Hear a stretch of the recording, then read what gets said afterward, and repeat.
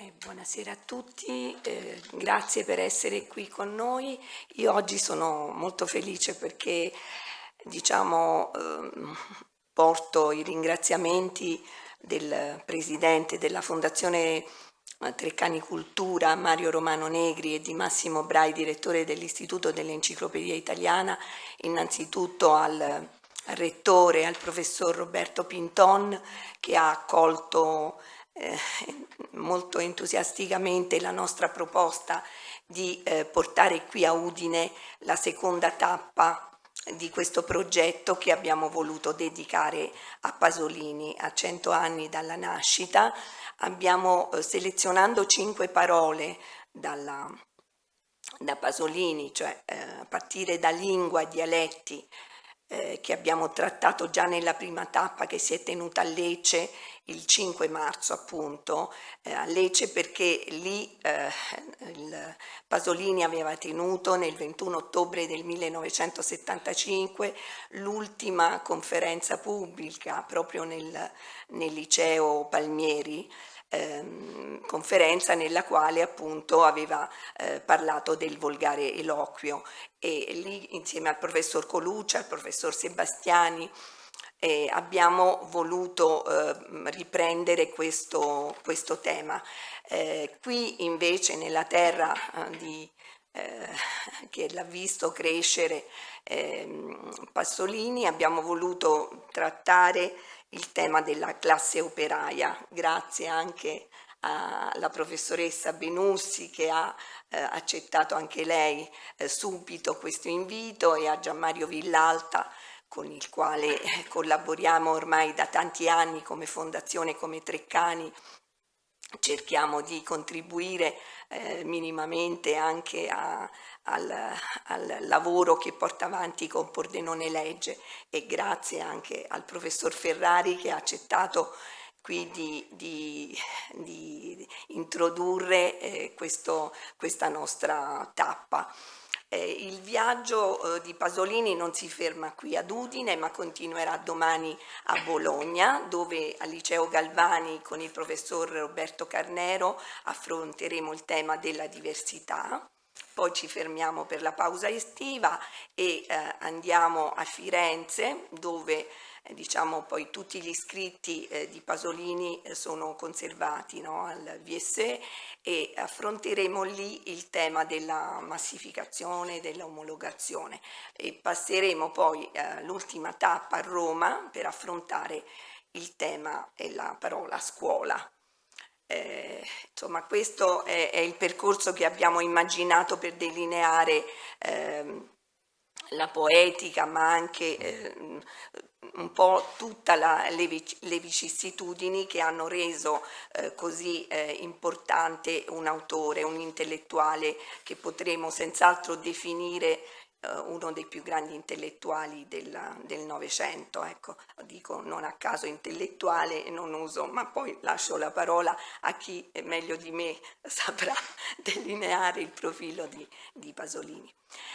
Quindi davvero vi ringrazio, e speriamo di poter tornare a Udine anche con altri progetti e venire a Pordenone Legge quanto prima.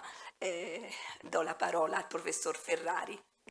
Allora, a mia volta sono molto contento di accogliere questi ospiti, quindi ringrazio molto anche da parte del rettore la dottoressa Lucchetti, e anche in generale la Fondazione Treccani e il suo presidente, che hanno evidentemente pensato a una tappa udinese, cosa di cui siamo molto contenti.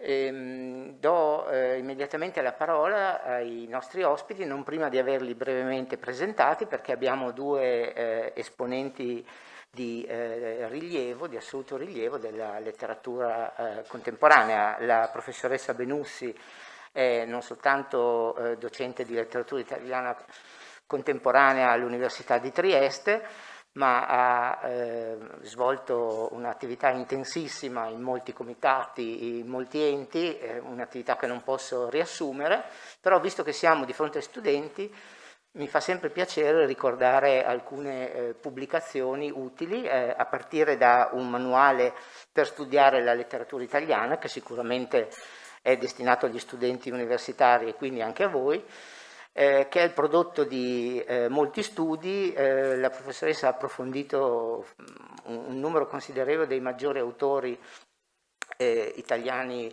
contemporanei, da Calvino ad Annunzio a molti altri, e sulla base di questo appunto ha svolto un'attività sia di ricerca sia di didattica molto intensa. Ricordo anche che si è occupata di scrittura e di pensiero femminile, e poi anche di un tema più recente che tocca abbastanza da vicino, anzi molto da vicino, la storia contemporanea, e cioè l'idea di patria attraverso anche le fonti letterarie. Il titolo del libro è Confini, l'altra Italia, ed è appunto uno studio sull'idea di patria e sulle narrazioni su questa idea, cioè sulla rappresentazione appunto dell'idea di patria, che è una rappresentazione che ha avuto diverse tappe e molto differenti anche soltanto nel corso del Novecento. E quindi mi fa molto piacere averla qui, così come mi fa molto piacere aver qui con noi il professor Gianmario Villalta, che è sia un saggista sia autore. Come saggista ha svolto molti lavori, tra i quali la cura della pubblicazione dei lavori di Andrea Zanzotto per Mondadori, e in particolar modo per la collana che conoscete, prestigiosa, dei Meridiani, che ogni volta puntano sostanzialmente a dare una visione d'insieme complessiva di un singolo autore, che quindi sono, diciamo, anche un punto d'arrivo di tanti studi e di tante riflessioni sui diversi autori. Ma è anche un autore, dicevo, apprezzato e anche premiato. I suoi ultimi lavori di poesia, Vanità della mente, leggo perché non mi ricordo quando è stato premiato, ma ha ottenuto il premio Viareggio nel 2011, e Telepatia ha ottenuto il premio Carducci nel 2017, mentre il suo ultimo lavoro di prosa è L'apprendista, uscito nel 2020. È stato premiato al premio La Tisana per il Nord-Est. Mi hanno tolto la parola, ma effettivamente... Presidente, E io ero la presidente del premio, tutto un magna magna. Un po' di autoironia è sempre importante quando, in qualsiasi ambito lavorativo. Mi fa molto piacere avere appunto anche qui il professor Villalta, che tra le altre cose, ma ripeto, i rispettivi curricula sono molto densi e quindi non posso che toccarne qualche punto, che tra l'altro, dicevo, è il direttore artistico di Pordenone Legge, quindi di una rassegna che ha avuto molto successo, di cui subito mi sono interessato quando sono arrivato qui in Friuli. Allora, direi che organizzeremo in maniera, diciamo, molto interlocutoria, con diversi interventi, quest'ora e mezzo che abbiamo a disposizione, compreso anche uno spazio per le vostre domande. E io inizierei proponendo questo tema, visto che appunto può sembrare anche insolito mettere insieme un autore raffinato e un tema come quello della classe operaia. Invece insolito non è, e soprattutto è una scelta molto interessante in riferimento appunto all'attività di Pasolini, e quindi proporrei proprio questo tema iniziale, cioè il tema dell'impegno politico, del rapporto fra la sua attività di intellettuale, l'impegno politico e la visione della società italiana. Possiamo forse partire da qui. Partiamo da qua. Bene, allora buongiorno a tutti e grazie dell'invito a parlare con voi di Pasolini, un intellettuale che ha affrontato, diciamo, il suo lavoro da molte sfaccettature. Non è né solo un poeta, né solo un regista, né solo un politico, è un po' tutto questo. Io spero che voi conosciate un po' la storia e la vita di Pasolini, o perlomeno i temi per cui è diventato famoso e per cui oggi noi celebriamo i 100 anni dalla nascita. Cercherò di spiegarvi perché la raffinatezza poetica di Pasolini si sposa perfettamente con un impegno che è politico, ma che inizialmente riguarda una classe sociale ben definita, il popolo contadino, i contadini.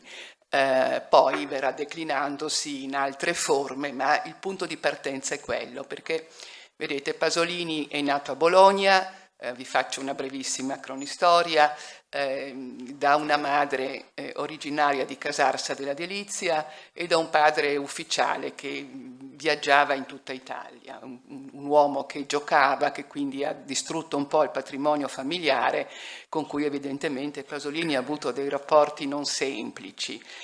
Quando scoppia la guerra, cioè Pasolini si forma nel periodo fascista, frequenta la facoltà di lettere a Bologna, partecipa ai editoriali della cultura e si forma nel clima poetico di quegli anni, cioè l'ermetismo, per farvi qualche esempio, diciamo così, da Ungaretti a Montale, insomma non sono proprio ermetici, comunque un tipo di poesia che nel rapporto io-mondo privilegia l'io rispetto al mondo, cioè il poeta ermetico è un poeta che difficilmente lascia filtrare il messaggio, è un messaggio che va a favore, diciamo, di un lettore colto e mette al centro della propria poetica questa assenza, la solitudine, l'attesa, la memoria. Tutto il contrario di quello che sarà poi nel dopoguerra il neorealismo, che invece mette al centro della propria riflessione il mondo con le sue contraddizioni. Non posso soffermarmi per ragioni di tempo sull'evoluzione storica dell'Italia quando entra in guerra. L'8 settembre del 1943 Pasolini dovrebbe essere arruolato, ma preferisce disertare e fuggire, va a Casarsa, la patria della madre. Lascio stare tutta la dimensione storica che sarebbe anche molto interessante rivisitare, ma per farvi cogliere questa, come dire, questa unione stretta tra raffinato poeta e intellettuale engagé nel mondo materno. Che cosa scopre a Casarsa? Beh, a Casarsa della Delizia, e già qui, come dire, in qualche modo prefigura la poetica di Pasolini. Casarsa, casa arsa, ma della delizia. Vedete che è un nome che ha al suo interno quello che si chiama un ossimoro, cioè un contrasto in termini di significato. Ed è l'ossimoro, la sineciosi, se vogliamo usare un termine più arcaico, proprio la cifra stilistica della poetica di Pasolini. Lui a Casarsa scopre dei suoni. Il primo suono che lo colpisce è Rosada, un dialetto che non è mai stato trascritto, un dialetto assolutamente diverso da tutti gli altri friulani che invece hanno avuto anche un esito scritto, ma quello della madre no, non l'ha avuto. Comincia subito a sperimentare attraverso diciamo dei versi che poi troveranno una pubblicazione successiva, cosa si può fare con questi suoni in rapporto, diciamo, a ciò che vede. E cosa vede? Beh, vede il mondo contadino. Vede il mondo contadino che è sicuramente una proiezione del suo desiderio di purezza, un mondo umile, un mondo con molte problematiche, sono le cosiddette classi subalterne che successivamente verranno assimilate alla classe operaia, ma questo dialetto che viene usato oralmente da persone umili lo fanno già fantasticare di un mito, di un Friuli patriarcale e favoloso, di una fanciullezza vergine e pura, di un popolo sano e primitivo, cioè esattamente il contrario delle poetiche ufficiali che invece, come voi sapete, in quegli anni, negli anni 40, in qualche modo declamavano invece, come dire, la corruzione dell'uomo, no? Pensate a Moravia, pensate a tutto il decadentismo che poi si è sviluppato attraverso l'esistenzialismo nel corso del Novecento. Ecco, quindi lui contrappone questo mondo puro al mondo, diciamo, corrotto della borghesia e dei ceti intellettuali che lo interpretano. Ed è alla ricerca di un proprio linguaggio. Lui è nato a Bologna, ha viaggiato molto, non ha un suo dialetto e quindi si innamora di questo. Si riappropria quindi attraverso questi suoni che lui cerca di mettere in verso, ma si riappropria del proprio io. Però non sarebbe Pasolini se si accontentasse di questo. Evidentemente gli succede qualcosa e scopre la storia.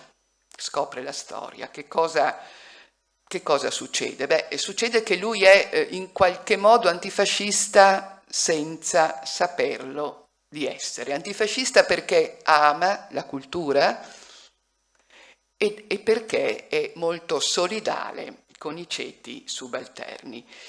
E scrive nel 1944 un dramma, una piccola pièce teatrale, i Turks del Friuli, e facendo un parallelo molto interessante tra le invasioni turche del Friuli nel 1499, quindi nel 500, e l'attuale invasione dei nazisti nel Friuli.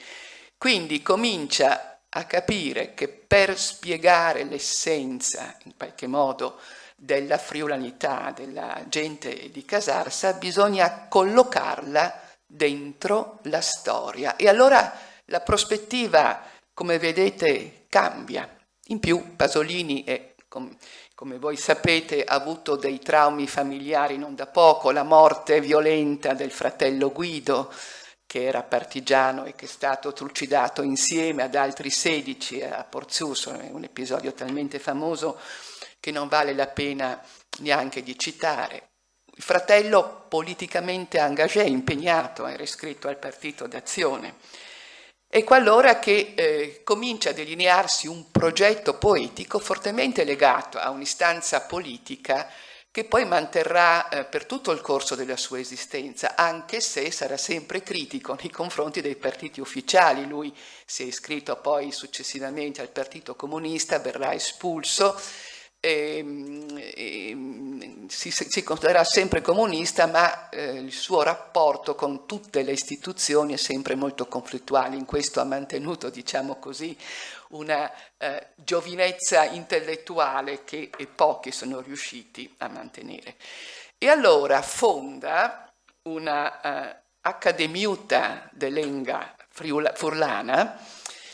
Noi sappiamo che esiste la filologica friulana, ma questa Accademiuta usa, diciamo così, il dialetto con una prospettiva totalmente diversa.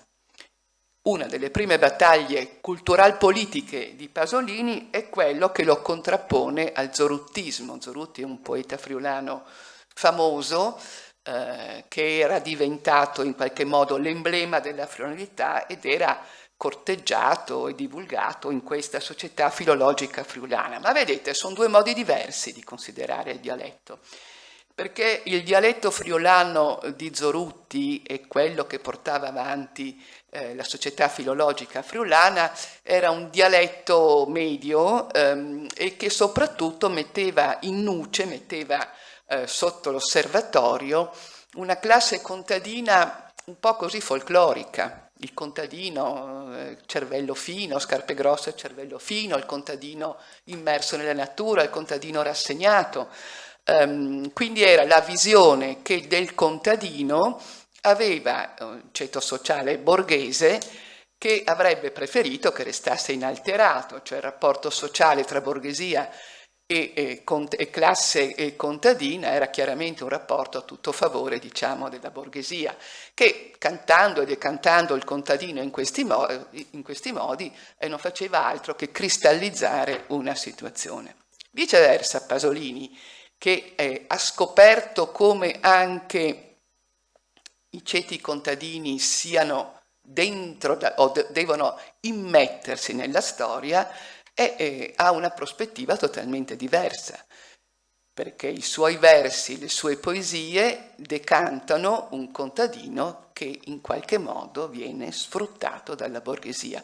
La sua lotta contro la società filologica friulana sarà una lotta che lui conduce per lunghi anni, anche quando si iscriverà poi dopo il Partito d'Azione al Partito Comunista, e userà il dialetto per attrarre ideologicamente anche persone meno colto di lui. Ma è un dialetto il suo, un dialetto che si allarga da Casarsa a tutto il Friuli e poi vorrebbe allargarsi in tutta Europa.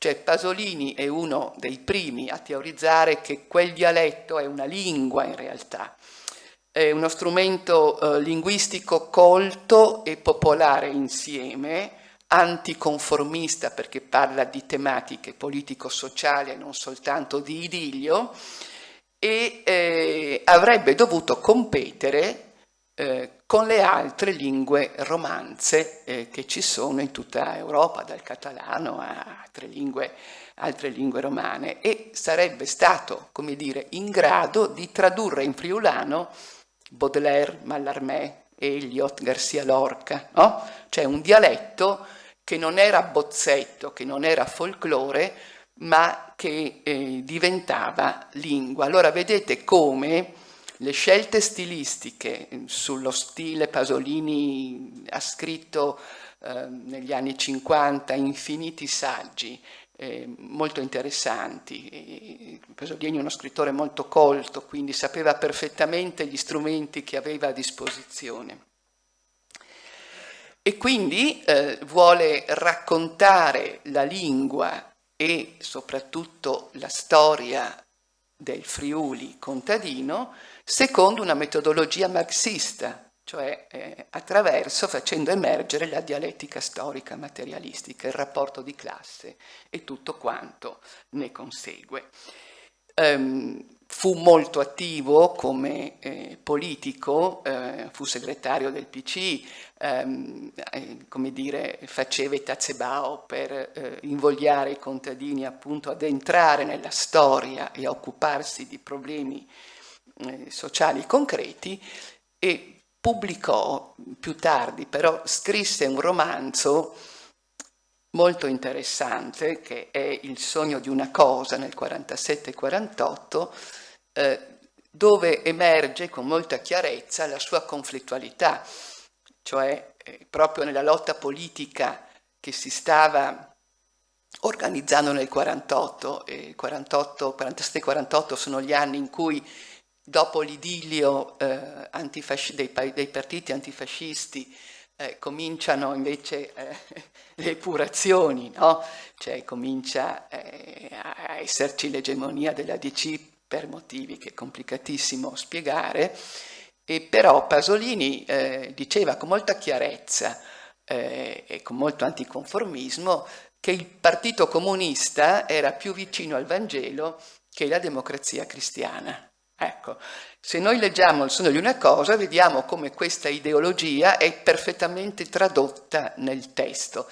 Ma non vorrei portar via troppo tempo, perché posso andare avanti ore, io non finisco più. Hai preparato un intervento? No, questi sono appunti, ma ecco.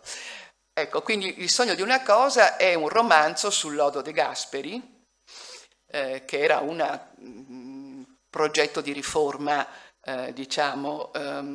contadina, cioè la divisione della terra, mezzadri, latifondi, braccianti, c'era un nodo storico molto molto interessante. E questo sogno della cosa prende in esame proprio la situazione storica dei giovani contadini friulani che devono emigrare, andare all'estero, poi tornano, si scontrano con i latifondisti. Pasolini partecipa e parteggia per loro. Ma la cosa interessante è che, visto che Pasolini in qualche modo ha studiato gli antropologi, lui non è strutturalmente un contadino come Testa, però ha letto Lévi-Strauss, ha letto Eliade, ha letto tutti quelli che in qualche modo hanno stilato le caratteristiche universali di un ceto che è molto diverso dal marinaio, è molto diverso da chi abita in città. Ceto contadino, come dire, se pensiamo a Manzoni, che forse, non so se si legge ancora a scuola, ma forse, vedete come l'ideologia che in qualche modo fa costruire un romanzo è quella basata su alcuni punti fondamentali. Il sacro, la presenza del sacro in qualunque modo essa sia, con Dio cattolico se è cattolico, se no con comunque un senso di sacralità della vita. La vita che si basa sui cicli della natura, quindi non si può in qualche modo alterarli. Bisogna fare le riforme con gradualità. L'importanza del matrimonio perché è quello che permette, no, di gestire anche un patrimonio in maniera legale. Quindi la procreazione quindi come dire, la conservazione della specie è l'obiettivo primario dell'accetto della mentalità contadina, deve continuare nel tempo.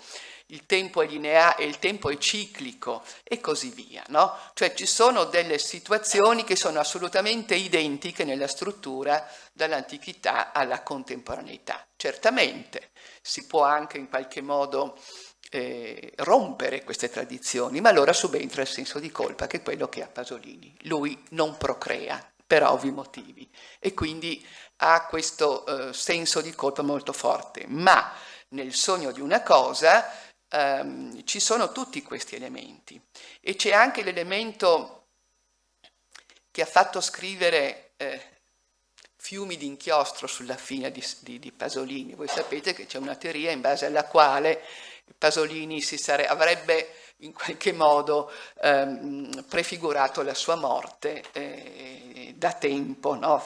Aveva costruito questa sua morte, perché come dire, la mentalità del mondo contadino prevede alla fine un sacrificio che deve in qualche modo santificare, fecondare e in qualche modo far proseguire la storia, che altrimenti causa appunto i peccati, causa una serie di ingiustizie che ci sono nel mondo, non potrebbe essere. Quindi tutti i romanzi di terra, così di campagna, finiscono con una morte che però non è una morte come nei romanzi di città, no? Che poi non succede niente, è una morte che feconda col suo sangue la terra. E così anche in questo romanzo, Sogno di una cosa, è chiaro che la morte di Cecilia, che si chiama Agnellino e quindi richiama molto da vicino le storie bibliche che Pasolini conosce perfettamente, bene, Cecilia si sacrifica per la rinascita del mondo contadino del Friuli. Ma lo scandalo incombe, Pasolini va a Roma con la madre, deve andarsene dal Friuli, abbandona la sua scuola, dove era un insegnante bravissimo, perché è chiaro che c'è una vocazione pedagogica molto forte in Pasolini, e conosce un altro dialetto, un dialetto di città, profondamente diverso da quello di campagna, e conosce il romanesco delle borgate romane. Ecco, lì l'uso del dialetto e il rapporto con queste classi sociali, diciamo così, che non sono ancora entrate nella storia, è una condizione prepolitica, quella che vivono i ragazzi delle borgate romane, fa sì che evidentemente la sua posizione ideologica muta. Ecco, io mi fermerei qui, casomai riprendo dopo vedendo che cosa gli succede a Roma come rapporto tra estetica, poetica e politica e racconto poi. Benissimo, grazie. Diciamo, dal punto di vista cronologico, il passaggio successivo è Roma ed è anche tutta la riflessione, la rielaborazione sulla scomparsa di questo mondo contadino e su l'incipiente e poi sempre più forte avvento di una società consumistica che viene vista in termini molto, molto critici, no? E che credo sia al centro della sua riflessione. Propongo questo argomento per proseguire, se siete d'accordo. Se posso avvicinare questo, sì.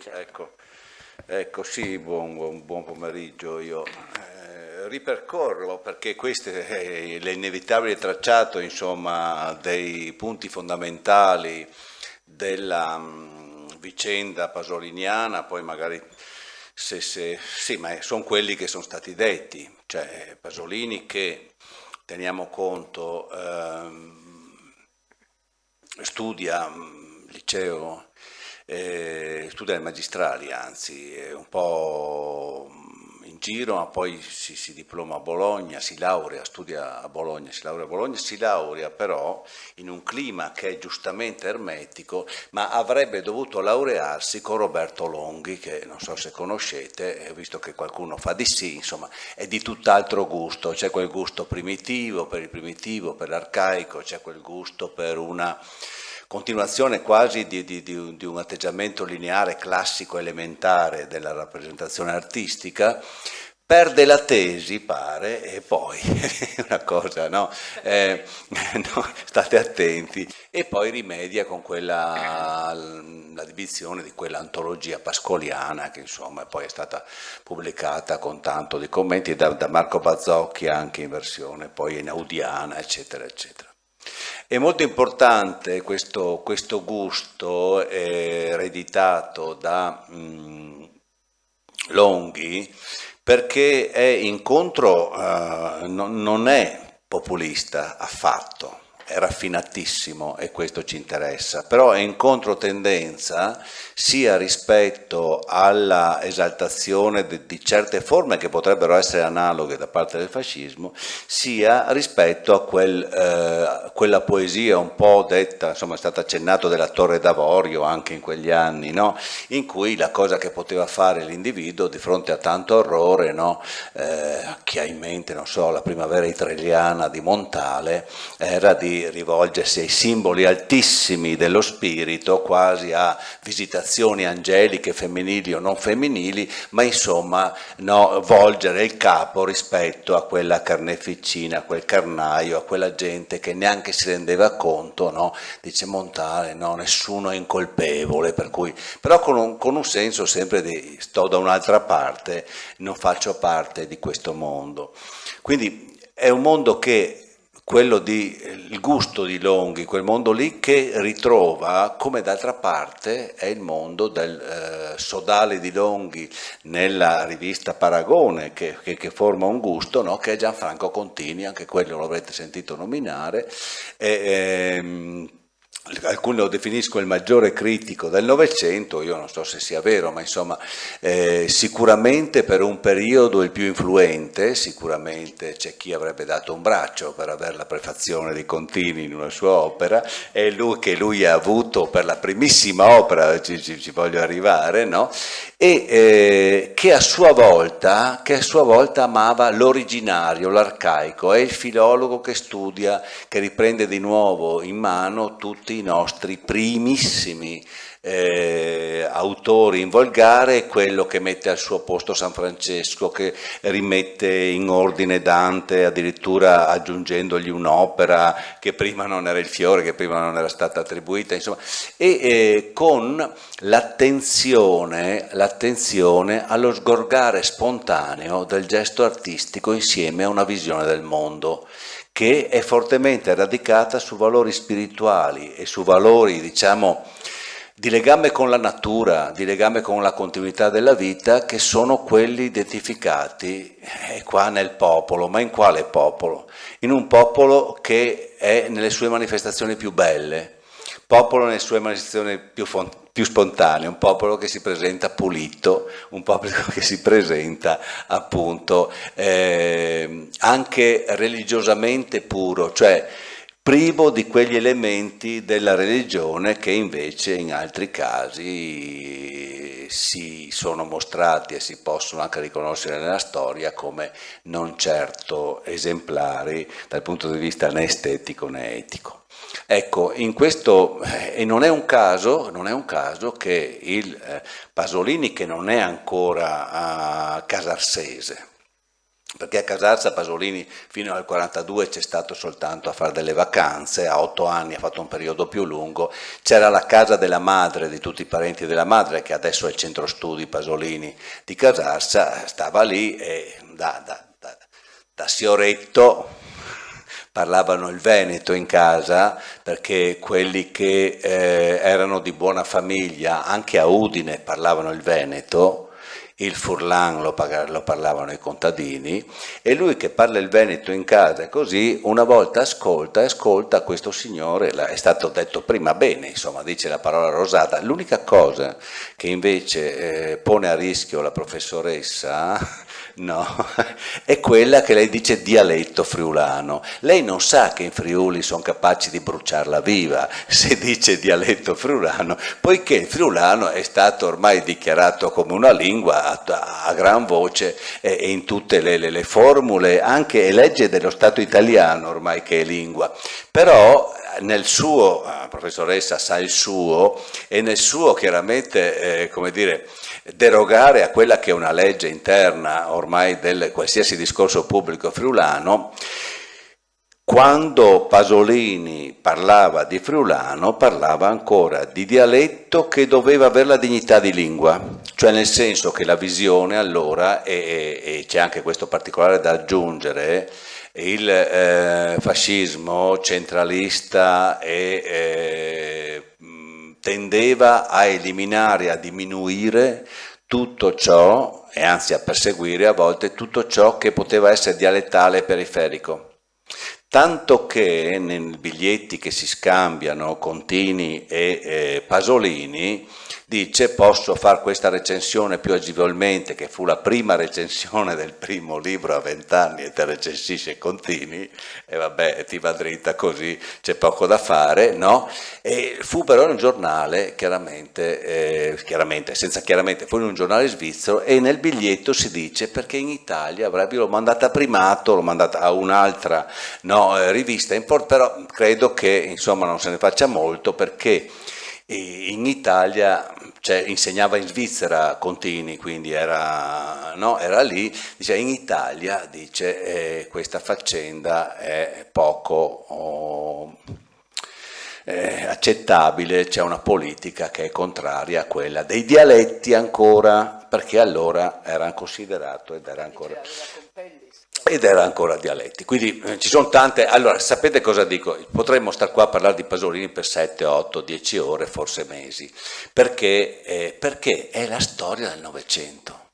Del Novecento, non solo quello che potremmo studiare addirittura con Montale fino a un certo punto, perché Montale arriva, quando parliamo di Satura parliamo già di temi del consumismo, della cultura mediatica, di queste cose, però con Pasolini andiamo proprio anche nel cuore di vicende più difficili, che sono quelle che riguardano da un lato questa terra di confine, perché è stato protagonista all'inizio del discorso sull'autonomia, è stato friulano, è stato protagonista di tanti discorsi culturali che erano legati a vicende che sono non solo del confine, perché sono del confine, perché ci riguardano anche come territorio, diciamo, di confine, ma sono rimaste appese alla politica italiana per molto tempo.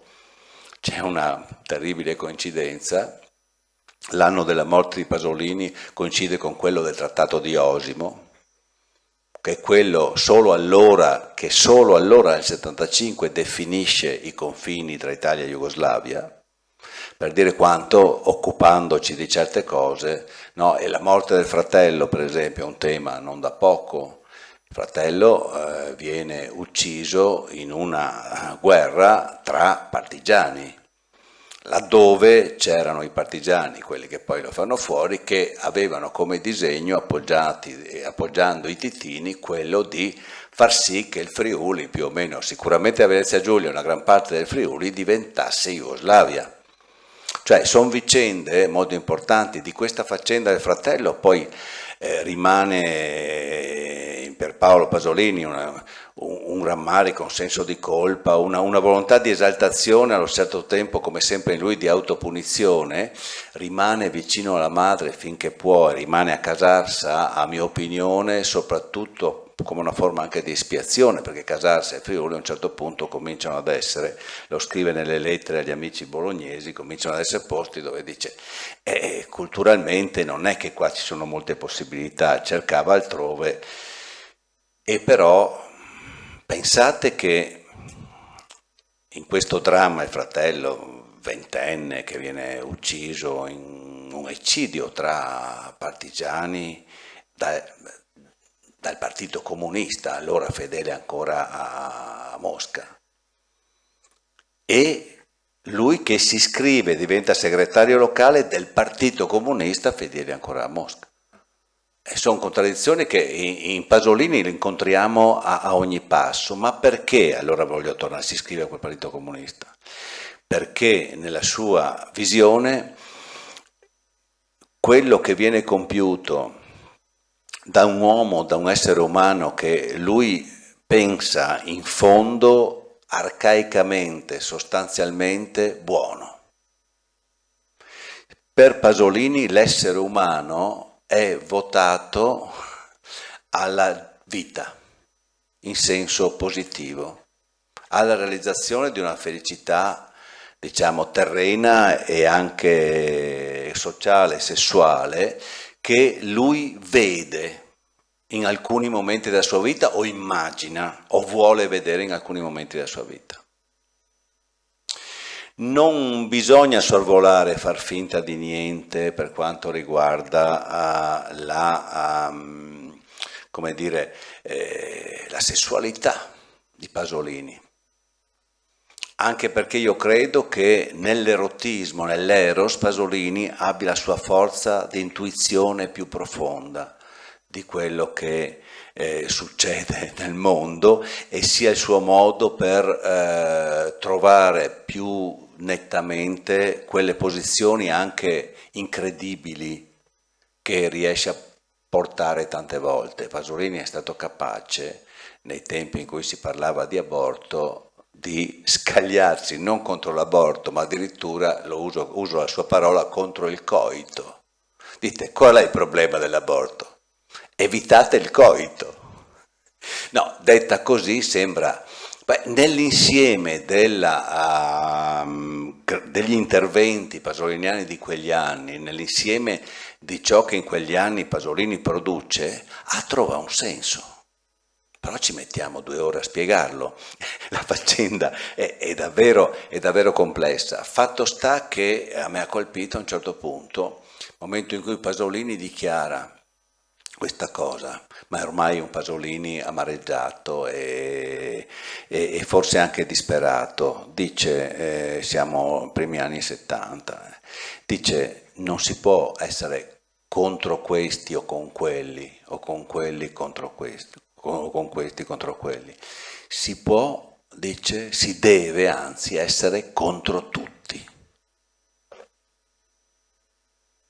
Ormai aveva elaborato una figura, è il primo forse in Italia intellettuale, potremmo chiamarlo rockstar addirittura, nessuno come lui che vive in questo modo. Poi abbiamo conosciuto nel mondo e anche in Italia tanti altri, che vive in questo modo così esposto, veramente come una rockstar, il suo corpo, la sua capacità di influenzare l'opinione, la capacità che è propria di un mondo mediatico così spinto di diventare bersaglio e idolo allo stesso tempo. Ma bisogna andare per gradi. Non è un caso, e qua non siamo da questo punto di vista malelingue, non è un caso che quel gusto che dicevo prima di Longhi e di Contini fosse il gusto di 2 omosessuali, cripto però, non dichiarati, che addirittura con una specie di mascheramento, no, da parte di uno dei due, però che individuassero in quelle figure, che individuassero in quelle realtà anche una vitalità giovane e maschile, che poi troviamo una bellezza, un erotismo positivo che troviamo nelle poesie a Casarsa, ma che lì troviamo in senso colpevole, no? C'è una fiducia, in ognuna di queste poesie troviamo da un lato questa esaltazione, questa fiducia nel fatto che nel corpo, nella bellezza, nella spontaneità del vivere ci sia un valore immenso. Un valore che va contro le convenzioni, che va contro tutto quello che... Dall'altra vissuto come nella figura di Narciso, nella figura di Cristo, nella figura appunto di un angelo abbattuto, cioè figura, e c'è sempre questo tema della madre già dalla prima poesia, no? Dove c'è questa donna incinta e rispetto a questa donna incinta che cammina dietro il fosso, eccetera, eccetera, poi arriva un canto di morte subito nell'altra strofa, un canto di mestizia e tristezza. Questo è uno snodo importante perché, e vado più avanti, ma sono veramente, la via seguita dalla professoressa Benussi è quella, cioè Pasolini cambia continuamente, pur rimanendo se stesso, è molto complesso, cambia temi anche, tematiche, e quindi non si può parlare di Pasolini 1 e con una sentenza, bisognerebbe seguirlo passo a passo. Io credo di individuare in Casarsa un momento fondamentale, perché è un momento in cui si rivela se stesso. Nel rapporto con Contini, che gli detta il tema che scopre nelle prime poesie, nel librino, quello del 42, gli dice guarda che c'è il narcisismo, soprattutto, in un certo modo, che adesso bisognerebbe dirlo meglio, aver la citazione. Appunto, poi no, nelle altre poesie in friulano che scrive, questo tema si radica proprio su questo suggerimento, e quelle che escono, no, nel 54 poi saranno dense di questo elemento. Cosa succede? Succede che lì, è stato detto bene prima, a Casarsa, in Friuli, il Friuli prima del 76, ecco perché si parla di storia di noi ma di storia dell'Italia. Il Friuli prima del 76 è un Friuli diverso, è ancora diverso, figuriamoci, Friuli degli anni 40 e fino al 50 praticamente, quando no, Pasolini se ne va. È un Friuli che lui chiama arcaico. È un Friuli che il viaggio in Italia, Piovene nel suo viaggio in Italia appunto prende il tagliamento così e lo chiama la porta d'Oriente. Si entra in un altro mondo, in un mondo che poco ha a che fare con l'Italia che tutti conoscono, ed è un mondo ancora legato sia paesisticamente che paesaggisticamente che nelle forme della vita, è ancora legato a una dimensione profondamente religiosa, legata in maniera strutturale, sociale, ai ritmi delle stagioni e al lavoro della terra. L'industrializzazione di qua dal tagliamento e per grandi aree doveva ancora arrivare, tanto che, lo dico subito, quando a un certo punto, in tempi non sospetti, vuole contrapporre il mondo arcaico e contadino che lui ama al mondo della città e dell'industria che lui detesta, scrive una poesia che intitola Viers Pordenone el Mont, cioè verso Pordenone e il mondo, dove da Casarsa a Pordenone quanti sono? 8 chilometri? 10 a farla grande? Professor Marius, 18? Addirittura? E ci si mette un attimo. Vabbè, 18 chilometri non sono poi un'eternità, c'è anche la ferrovia, volendo uno, no? Ecco, da Casarsa a Pordenone lui vede questa differenza fondamentale e questi figli di questa donna nella poesia che vanno a lavorare a Pordenone vanno verso un mondo appunto che è estraneo a quella continuità familiare, vitale, eccetera, eccetera.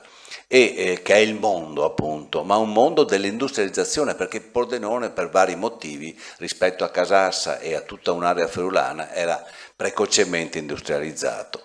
Il boom verrà dopo, ovviamente, verrà immediatamente dopo, ma sta già fomentando, ma a Pordenone c'è una tradizione industriale ancora tardo ottocentesca. Questo per dire che cosa? Che seppur sospettando nei contadini l'aspirazione a diventare piccolo borghesi, lo dice questo quando racconta la questione di Rosada, no? A un certo punto fa una specie di inciso e dice, come dice Lenin, e lì dimostra che ha sentito anche insomma, no? le parole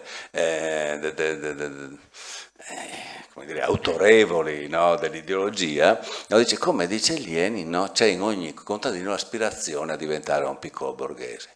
In realtà sarà proprio negli operai, sarà proprio negli impiegati che vedrà l'aspirazione piccolo borghese che più tardi verrà a destare anche in quelli friulani.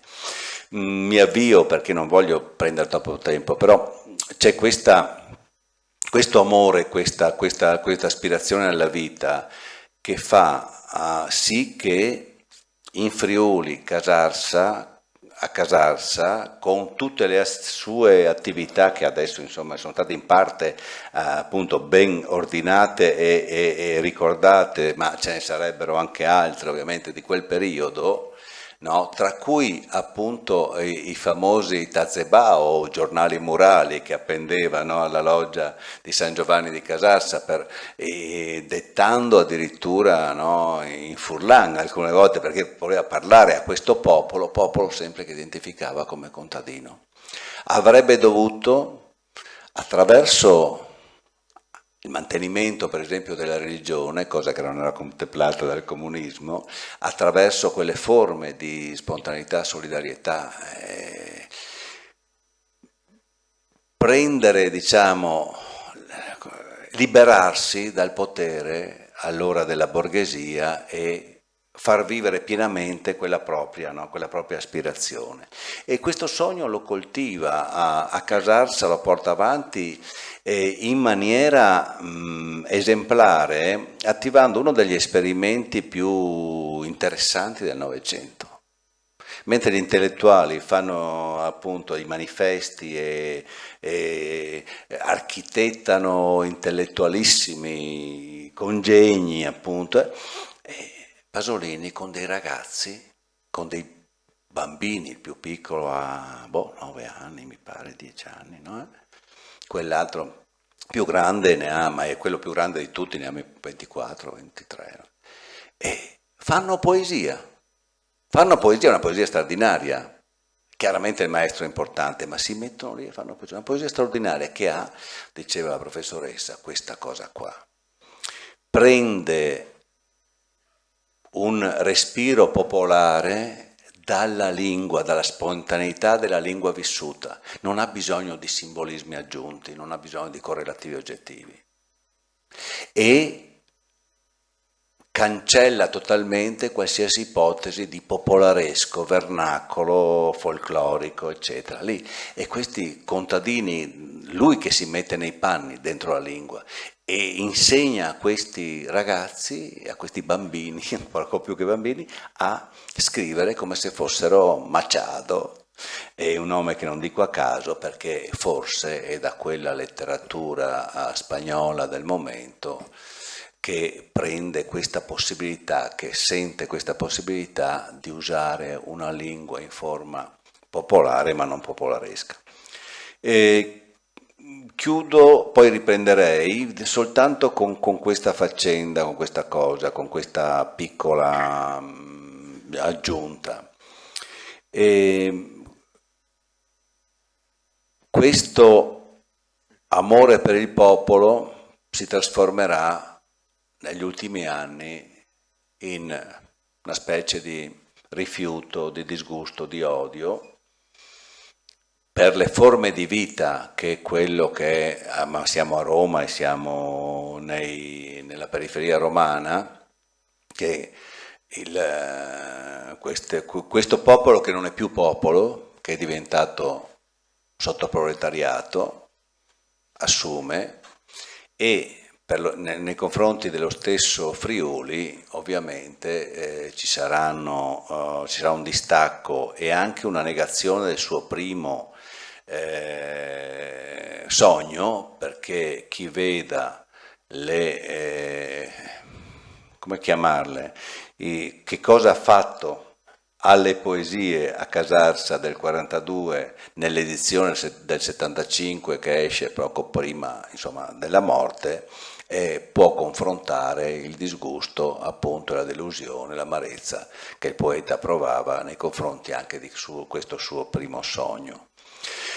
Sviluppo senza progresso sarà la prossima puntata che affido alla professoressa.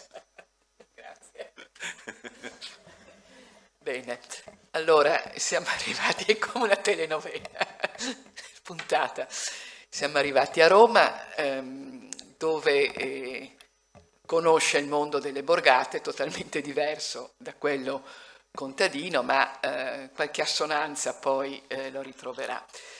Di che cosa si rende conto? Perché Pasolini si rende perfettamente conto di quelle che sono non le sue aporie, perché non si può parlare, ma le sue contraddizioni interne, sicuramente sì. Quindi fino a questo momento abbiamo visto lo sforzo che lui fa per identificarsi in un mondo che sì, è in parte suo, ma non è la sua aspirazione restare lì.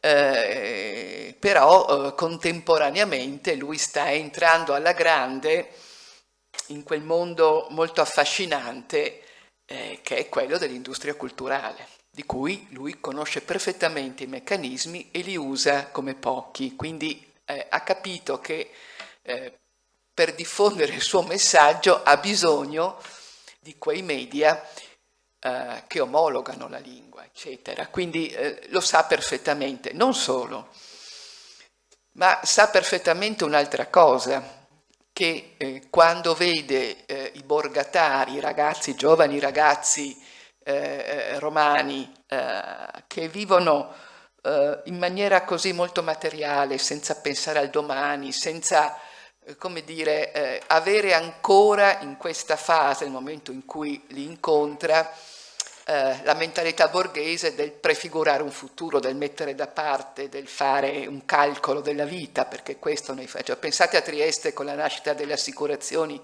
lo sconvolgimento che ci ho provato in Svevo, dice come mi assicuro per la vita, perché? Cioè, ecco, quindi è una... E però capisce che lui è diverso, lui è un borghese, cioè non c'è niente da fare. E allora, saltando alcuni passaggi, perché non possiamo seguirlo evidentemente, vi leggo soltanto qualche strofa della poesia romanesco. Ragazzi di un popolo riversato nei vicoli, nelle borgate, al gioco irreligioso antico, belli della bellezza del rione, del vizio, sgolati e ironici, vecchi nell'inizio della vita, recenti nella vecchiezza della nazione che li esprima. Ecco, fatti quasi campioni di una razza, di un'allegria assoluta, nel vivo del dialetto, in tipi eterni muta dentro la scura scorza della razza italiana, la loro debolezza e la loro forza. Quindi di questo sottoproletariato romano ama proprio il fatto che sono ancora fuori dalla storia, sono qualcosa di selvaggio, ecco, l'arcaico, il primitivo di cui parlava prima Gianmario Villalta continua ad affascinarlo, ma nello stesso tempo si accorge che questo popolo un po' alla volta comincia a diventare esperto della storia, a capire qual è il suo ruolo e quindi in qualche modo a contaminarsi. Capisce che lui lo ama, ma capisce perfettamente che è borghese. Gramsci, Le ceneri di Gramsci, è un poemetto che a me piace molto. La critica non è molto tenera con questo, non so perché, a me invece pare che sia come dire, un esercizio poetico che poi lo ha aiutato anche successivamente. Naturalmente smette di scrivere in dialetto, in lingua friulana, dialetto come lo volete, ma lui usa però il termine dialetto a lungo, perché quando scrive l'antologia dei poeti dialettali, con la quale mette in assoluta evidenza poeti tipo Giotti, Biagio Marin, di cui diventa amico, tanto è vero che poi va a Grado a girare scene della Medea con la Callas. Lui usa il termine dialetto perché gli piace il dialetto poi in fondo, perché gli permette di fare un'operazione che vedremo tra un poco, molto come dire, abbastanza scandalosa in anni in cui c'è lui, Zanzotto e questi poeti qui, no? Che cosa usano il dialetto per ridare forza e vigore a una lingua, quella media della comunicazione, che ha perso assolutamente la sua forza. Anticipo qui che il progetto molto ambizioso di Pasolini, che riuscirà solo in parte a realizzare, è rifare la Divina Commedia. Dante per lui diventa un modello assoluto, un modello forte, perché Dante che cosa ha fatto? In una lingua, questo latino medievale che si era ormai imbarbarito, era una lingua che non produceva più poesia, o comunque lo faceva non nella maniera antica, mentre in alcune zone di Europa, in Provenza per esempio, il provenzale per Dante era la lingua modello di una poesia nata dalle ceneri del latino. Ecco, lui voleva fare la stessa operazione in Italia, creare una lingua, il dolce stil novo, la lingua diciamo così dove si suona, che raccogliesse dentro di sé tutta la vasta gamma di possibilità di descrizione del reale, cioè Contini, che ama il plurilinguismo, no? Con cui Pasolini consuona perfettamente, diceva questo, cioè la lingua di Dante è una lingua viva, quella del Petrarca no. Peccato che noi abbiamo canonizzato per secoli quella del Petrarca e soltanto l'abbiamo scoperto molto dopo, molto tardi, no? Ecco. Per cui per lui il dialetto aveva un connotato positivo, al di là dell'uso politico che si può fare, che è stato fatto nella canonizzazione del dialetto come lingua. Io qui sono un po' così. Ecco, ciao, ecco. Però dal punto di vista poetico è un dialetto, insomma, cioè non è nazionale, non è riconoscibile come parlata, diciamo, di una nazione, però questo era il bello per Pasolini, no? Quindi continuare a usare una lingua che fa attrito, che costringe a immaginare figure nuove, immagini nuove, è un'espressione che viene dalla vita vissuta e non dai libri. Ecco. Quindi in questi anni lui, come dire, partecipa come direttore o condirettore a tante riviste. Officina per me è quella forse più significativa, dove il neosperimentalismo che lui in qualche modo teorizza parla proprio appunto di questa necessità di rendere viva una lingua che sta morendo grazie alla radio, poi quando c'è la televisione riscaglia in maniera furibonda contro questa linguetta che non dice più niente, insomma, no? Ecco, però capisce allo stesso tempo che quello che lui teorizza non lo mette in pratica.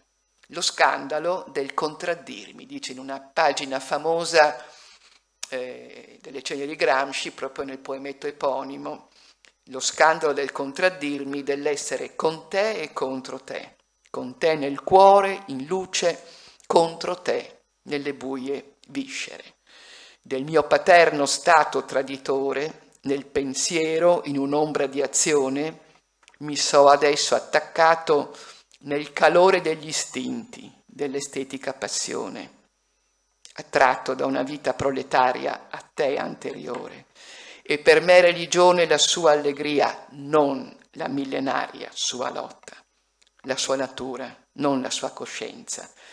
è la forza originaria dell'uomo che nell'atto si è perduta a darle l'ebbrezza della nostalgia, una luce poetica. Ecco, qua esprime veramente quella che è il suo, come dire, se non posso dire dramma, perché una parola forse molto forte, ma però insomma la sua cosciente contraddizione. Dice: in fondo io ho rispetto al proletario il mio paterno stato traditore, cioè io ti amo proletariato andando contro quella che è il mio status di borghese, la cultura di cui Pasolini è uno degli esempi massimi in Italia, è una cultura borghese, non c'è niente da fare, no? E dice: del proletariato cosa mi piace in fondo? Io che sono comunista, mi piace non la sua lotta politica, ma la sua allegria primitiva. E questo non è quello che io penso, è quello che io amo. Sono due cose diverse. Quindi, caro Gramsci, lui è lì che al crepuscolo, quando appunto si stanno accendendo le luci del testaccio, dice: io sono con te nella luce, nel cuore, nella parte diciamo nobile, nella parte evidente della mia ideologia, ma sono contro di te nelle viscere, perché a me sto proletariato che a un certo punto si integra e diventa come dire, il cuore pulsante di una storia politica che la sinistra dovrebbe prendere in consegna, a me quello non piace, c'è poco da fare, perché a me piace invece il sottoproletariato, mi piacciono appunto i ragazzi che lavorano, fanno, amano, si appassionano, sono materia pura, forza della natura incontaminata dalla storia, soprattutto dalla coscienza che della storia loro hanno. Cioè, nel momento in cui diventano coscienti è chiaro che finiscono di essere sottoproletari ed entrano in un percorso che è quello dell'integrazione, che Pasolini non ama, che Pasolini combatterà poi fino alla fine, come è stato detto, no? Non dico l'individuo, il fenomeno dell'ardore sensuale e sentimentale, altri vizi, esso ha altro è il nome, la fatalità del suo peccare. Sentiti vizio, peccare, quanto la cultura cattolica pesa, no? Pesa nel senso che condiziona il suo giudizio sul mondo. Nel Sogno di una cosa c'erano due canti che si confondevano tra loro. Bandiera rossa e i canti di chiesa che uscivano dalla chiesa erano per lui la stessa cosa, cioè esprimevano uno stesso concetto. Adesso, andando a Roma, conoscendo bene la vita di Borgata, ma soprattutto avendo intrapreso una carriera, avendola intrapresa con forza, con determinazione, perché la vita a Roma per lui e sua madre era durissima. Sua madre ha dovuto andare a fare la domestica per poter ecco, lui aveva un insegnamento a Ciampino, mi pare, lontanissimo comunque dal centro dell'Europa. Finalmente un po' alla volta riesce a diventare Pierpaolo Pasolini, riesce a diventare questo divo, questo rockstar in qualche modo, che ha tutte le caratteristiche della rockstar moderna, cioè voluto da tutti, provocatore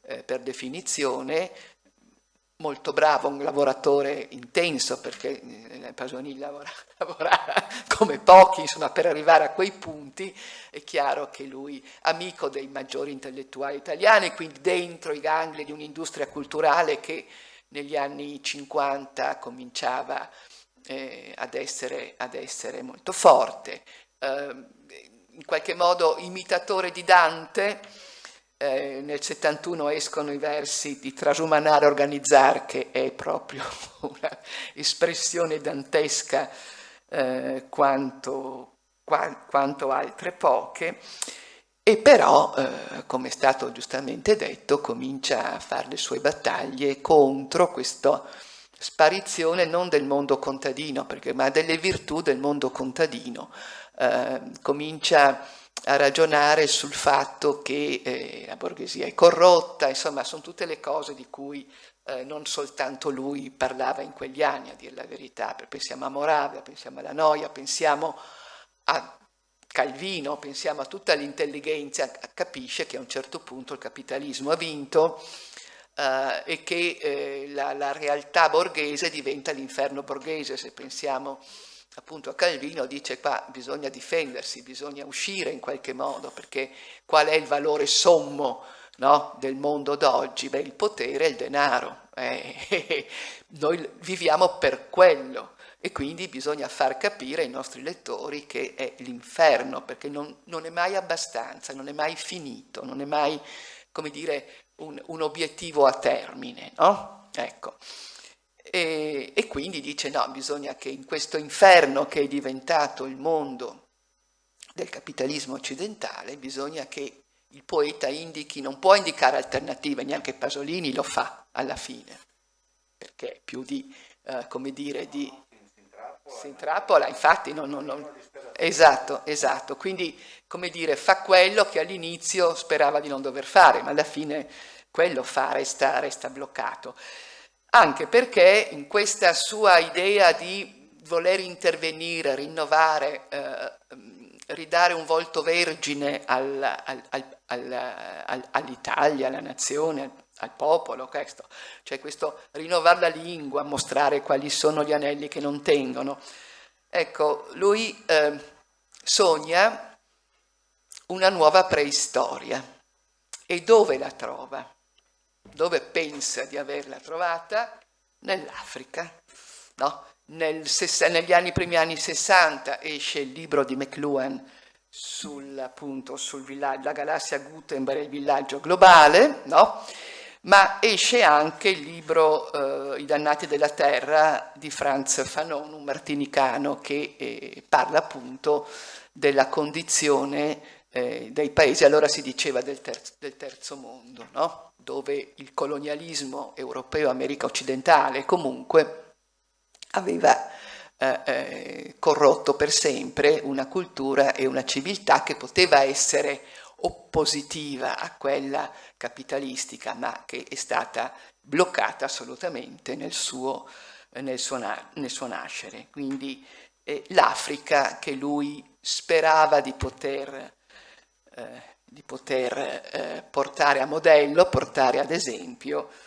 L'Europa è così piccola, non poggia che sulla ragione dell'uomo, ma questa ratio, come voi sapete bene, è come dire, una costruzione intellettuale fatta con dei precisi obiettivi, no? La logica illuministica, la logica occidentale, è una logica che elimina tutte quelle zone buie che ci sono e che Pasolini così bene ha messo in evidenza nel corso della sua vita e della sua poetica, queste pulsioni che non portano a quello che si chiede a un individuo, no? Che però sono quelle che fanno vedere il mondo da un altro punto di vista, che permettono di scorporarsi da un conformismo conoscitivo che non può che portare verso l'abisso, no? Come aveva già capito Svevo nella coscienza di Zeno, cioè l'uomo sta andando con il dare troppa importanza alla scienza, per esempio, a un pensiero apparentemente oggettivo, apparentemente tecnologico, neutro, no, invece sta andando verso la sua distruzione. Soprattutto voi giovani vedete e constatate a che punto siamo arrivati di distruzione di un pianeta, e nel 62 usciva, Pasolini ne ha preso atto in qualche modo, Primavera silenziosa di Rachel Carson. Primavera silenziosa perché non c'erano più gli insetti, non c'erano più, no, quelle forme di vita che con i DDT, con tutte queste diavolerie per vivere bene, sani in salute, senza punture, soprattutto la società americana così ligia, ha un'idea di igiene che in qualche modo va contro quelli che sono i suoi presupposti, aveva presentato. Quindi Pasolini nei primi anni 70 ha un panorama diciamo culturale che gli viene teorizzato anche dagli altri, molto, molto negativo, molto... E allora l'Europa è così piccola, non poggia che sulla ragione dell'uomo e conduce una vita fatta per sé, per l'abitudine, per le sue classicità sparute. Non si sfugge, lo so, la negritudine è in questi prati bianchi, tra i covoni dei mezzadri, nella solitudine delle piazzette, nel patrimonio dei grandi stili della nostra storia. La negritudine, dico, che sarà ragione. Allora, mentre nei primissimi anni 70 dice, ecco, vuole essere come Rimbaud, che era fuggito in Africa, e Pasolini scrive Africa, Africa, una mia alternativa, nel corso di pochi anni questa alternativa si chiude totalmente, perché attraverso diversi racconti, l'uomo di Bandung per esempio, lì dagli occhi azzurri, è bello uccidere il leone, il padre selvaggio, cioè Pasolini lavora molto a lungo su questo tema dell'Africa e su come questa possibile preistoria è già andata oltre, è già diventata storia, è già diventata la crisi della storia, è impossibile tornare alle origini. L'Europa ha invaso l'Africa e l'ha condizionata, ne ha fatto una sua imitazione penosa, no?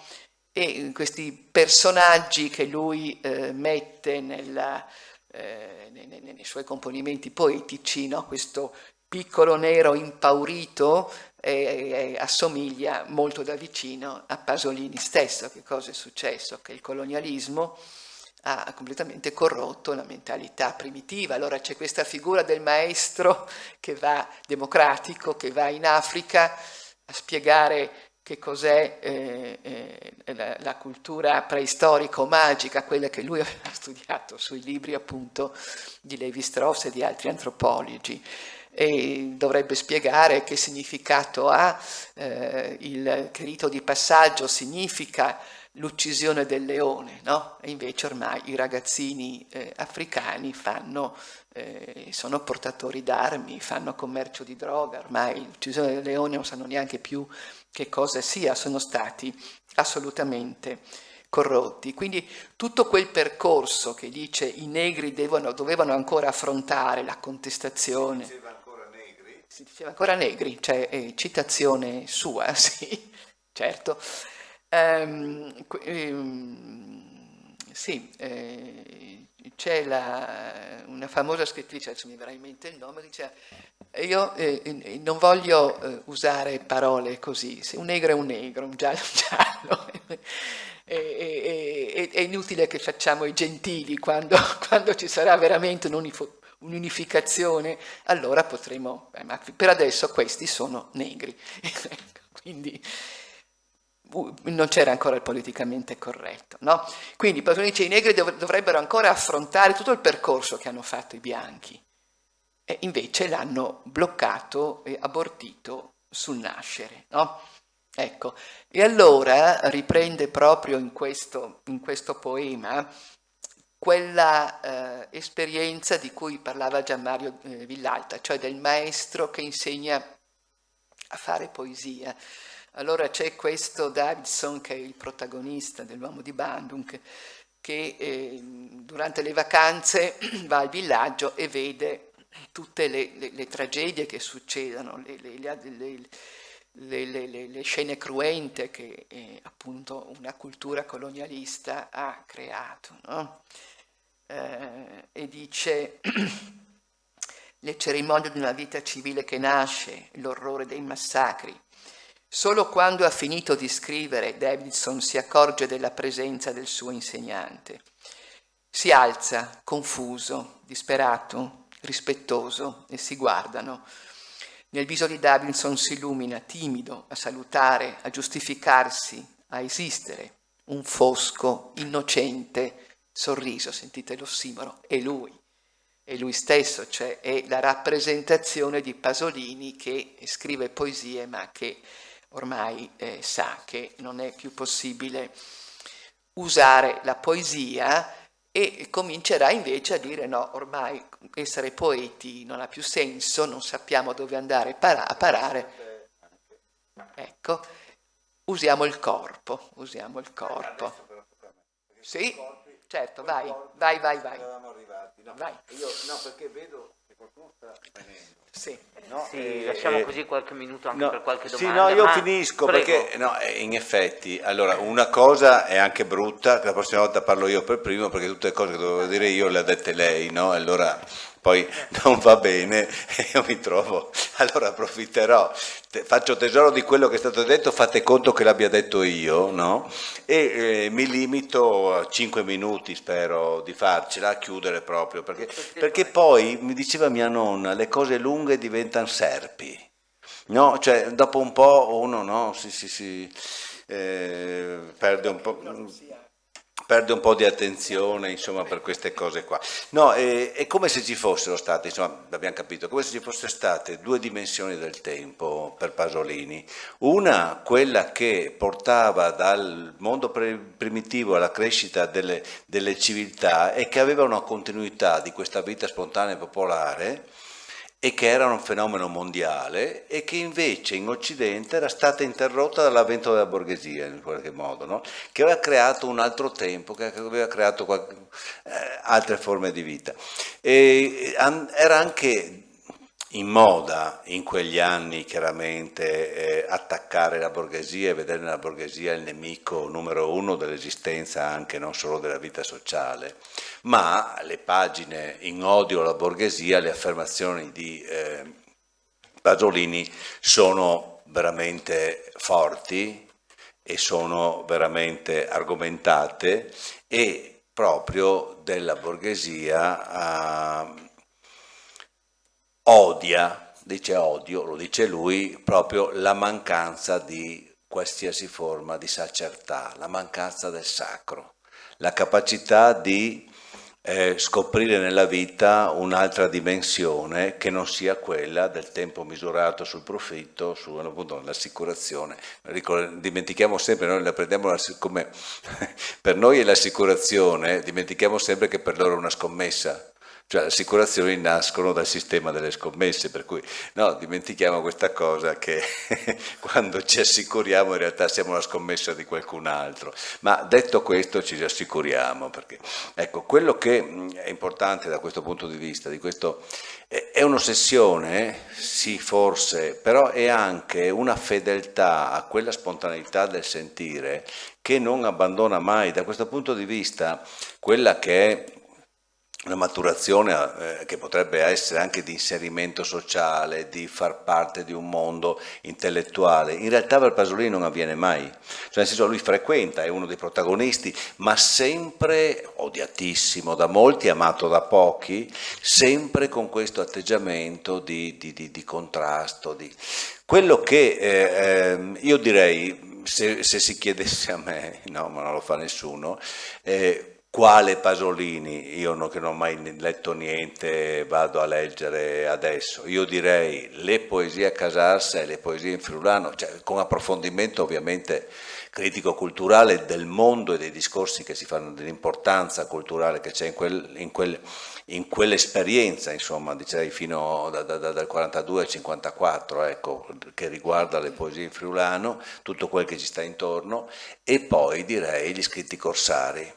Dove gli scritti corsari, perché è una costellazione pazzesca. Gli scritti corsari è quello che adesso nel meridiano dedicato ai scritti corsari trovate il saggio, finiti gli scritti corsari lo trovate subito dopo, quello che viene dopo, che è una strepitosa recensione a Penna, a Sandro Penna, un po' di febbre al libro, un po' di febbre di Sandro Penna, e esordisce in una maniera che nessuno si aspetterebbe, cioè che fa saltare sulla come era bella l'Italia ai tempi del fascismo.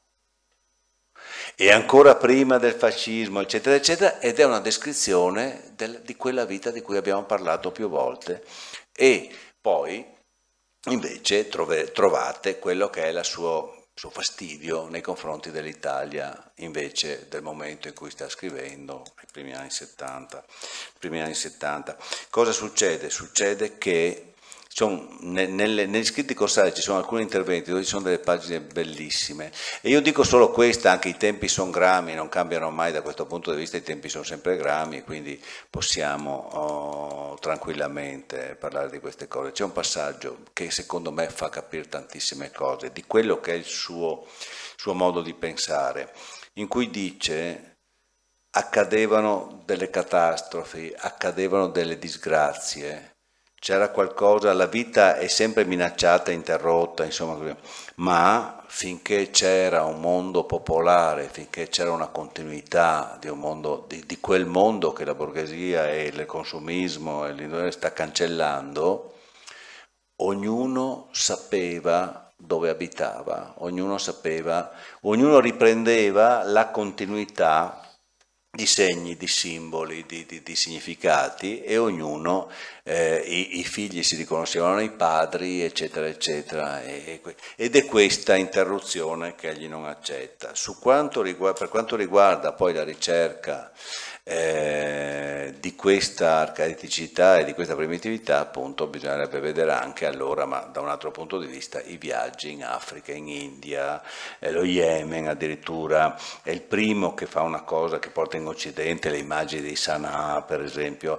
Da questo punto di vista la sua irrequietezza è stata anche una cosa preziosa. Non mi soffermo sulla lingua e sul plurilinguismo. Sono convinto, lo dico qua, è registrato, vero? Lo dico chiaramente, molti me ne vorranno, ma che Pasolini da un certo punto in più non studia più. Non è vero che sapeva, che aveva letto tutti quei libri, aveva sentito, ha una prensilità pazzesca, una capacità di assimilare straordinaria, però secondo me non studia più, e se studia, quando studia, perché se fate i conti delle ore di lavoro e delle ore poi che da un certo punto in poi vanno messe in conto dei giri di cui si racconta, eccetera, eccetera, della quantità di opere di tutti i tipi. A un certo punto deve stare a casa 25 giorni, 27 giorni perché ha avuto una piccola operazione, eccetera, scrive 5 testi teatrali. Cioè ha un'avidità addirittura di produzione, e a un certo punto, da un certo punto in poi, io credo che più che studiare, ascoltasse, fosse capace, dalle discussioni, dalle cose che sentiva, dalla lettura dei giornali, di essere in grado di parlare come se conoscesse a fondo l'argomento, ma prima aveva studiato molto, e secondo me è fondamentale per poi la sua interpretazione anche della lingua, eccetera, è quel saggio del 51, Preliminare alla lingua del Petrarca, che è stato adombrato prima, di Gianfranco Contini, in cui appunto si fa una scelta, diciamo, o si fa un discorso che contrappone appunto Dante a Petrarca, o comunque sceglie Petrarca, o decide che Petrarca, o dice che Petrarca, insomma fa una scelta appunto monolinguistica, e mette le colpe dello sviluppo successivo praticamente della lingua italiana, della sua letteratura, le addossa in un certo senso a Petrarca, quindi diventerà antipetrarchista e dantesco. Un'altra cosa che direi, ma finisco così, secondo me, è che un punto è fondamentale, un po' che è più facile che leggere, guardare i film è più facile che leggere.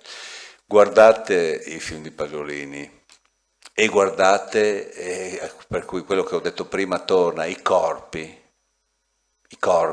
Pasolini è il primo in assoluto nella letteratura italiana e nella sua arte che mette in evidenza i corpi, quei corpi appunto di cui Longhi nelle sue descrizioni aveva indugiato, e i volti. I corpi e i volti, ci sono due registi straordinari per i volti e per i corpi, uno è Fellini e uno è Pasolini. Guardateli e confrontateli, sarebbe poi un bel discorso da fare, perché veramente quei corpi e quei volti raccontano due storie molto diverse, ma di una assoluta originalità.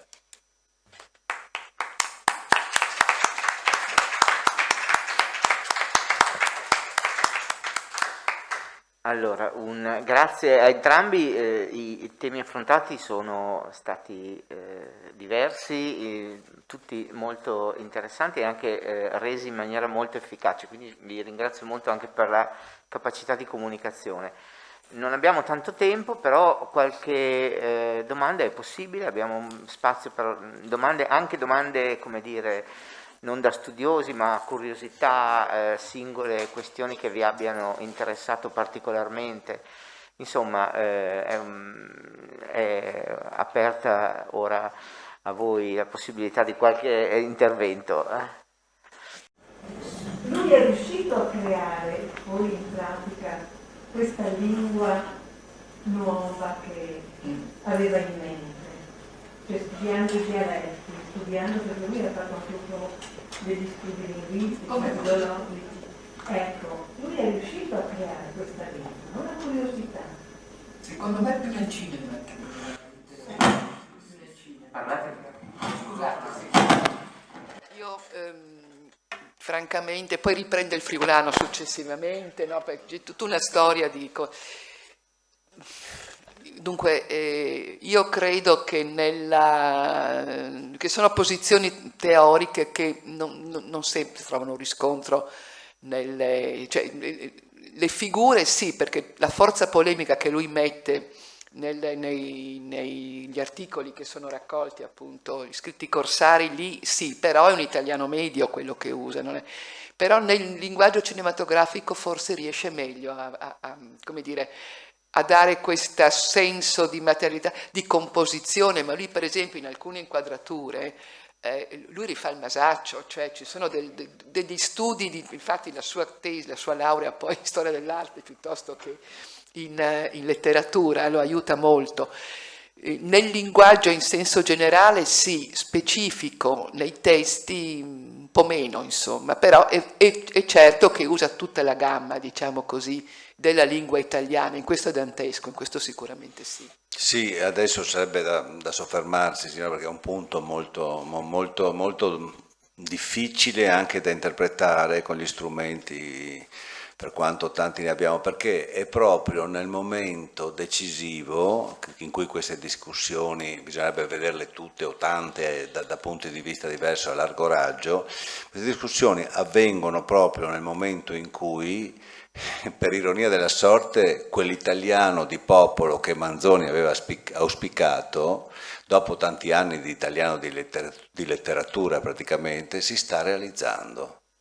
Ma l'italiano che si sta realizzando e che scatena le ire, le contrapposizioni e le ironie di tutti gli scrittori e i poeti, il disgusto di Montale per esempio, eccetera, eccetera, per non parlare anche dei neoavanguardisti, è l'italiano di Mai Buongiorno.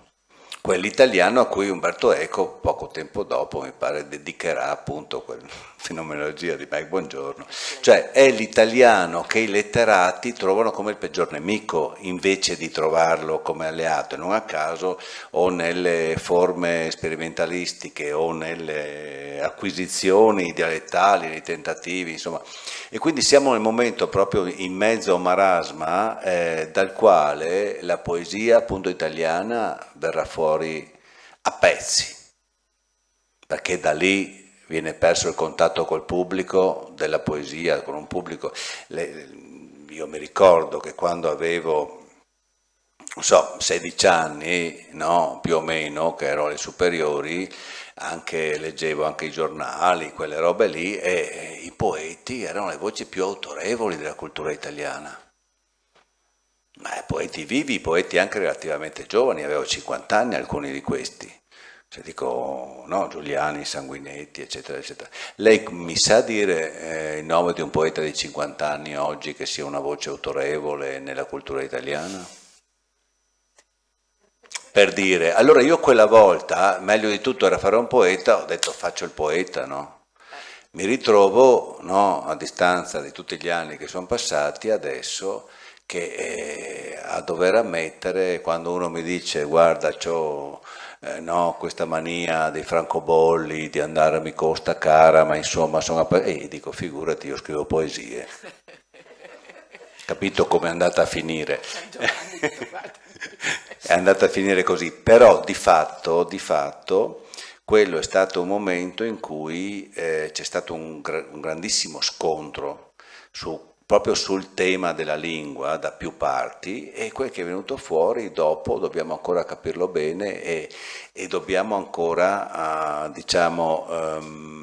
maturarlo all'interno della tradizione culturale, perché ha fatto fuori appunto quel che è successo dei generi letterari e ha tardato a promuoverne di nuovi, perché se noi non aspettiamo Il nome della rosa di Umberto Eco, fino a prima il romanzo doveva essere in qualche modo antiromanzo, doveva essere schierato in un certo modo, se no non era accettato, perché era ideologicamente borghese e non accettabile. Cioè, è stato un momento molto difficile di passaggio, e lì Pasolini è stato quello che fino in fondo è stato addentro ed ha voluto fare, ed è stato la pietra dello scandalo.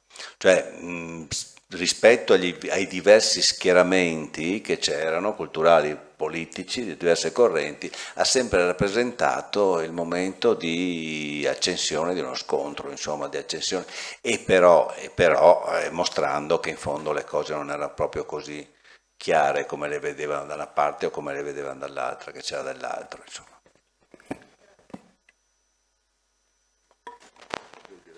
Grazie di nuovo, e se c'è qualche altra domanda, qualche altra curiosità, altrimenti io vi ringrazierei nuovamente per questi interventi così interessanti e densi, e grazie a tutti.